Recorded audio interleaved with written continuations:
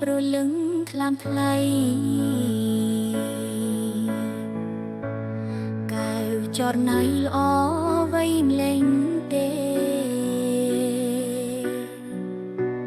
ភ្នែកខ្ពុលមុខស្រស់មានស្នេហ៍ល្អជាងខែរះពេញបនមេទៅទៀតចង់តែច្រៀងបំពេអើយគេចង់កំប្លែងឲ្យបងញញឹមចង់ចាប់ញីទាំងព្រឹកប្រលឹមចង់តែផ្ទឹមរៀបការនឹងបងអូនសុំថាពីចំងាយថាបឆោមឆាយក្នុងក្តីស្រមៃសូមយល់សប្តិទាំងយប់ទាំងថ្ងៃឃើញតែថ្លៃកុំឃើញអ្នកណាសូមសាភាពក្រាបដល់ធរណីលើកដៃពីសំពាំងអង្គប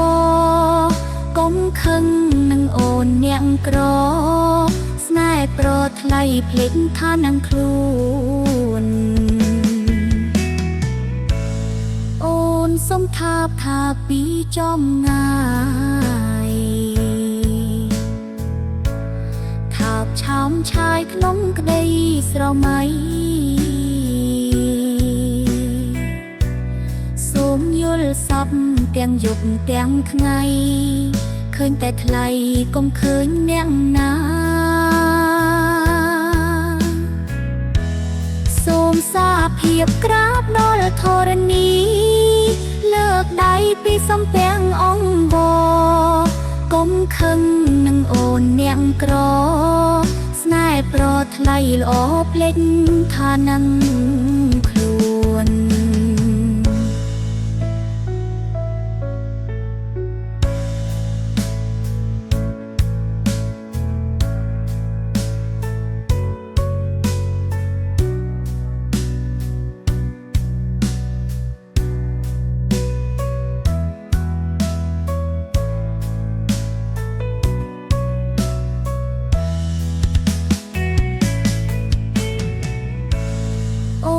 សុំថាពីចំងា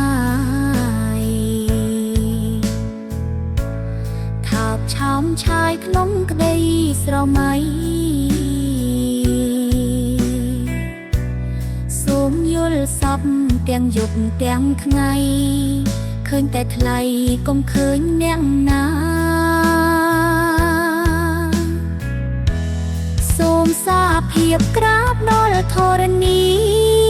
លើកដៃពីសំពាំងអង្គបកុំខឹងនឹងអូនអ្នកក្រស្នេហ៍ប្រថ្លៃល្អភ្លេចថានឹង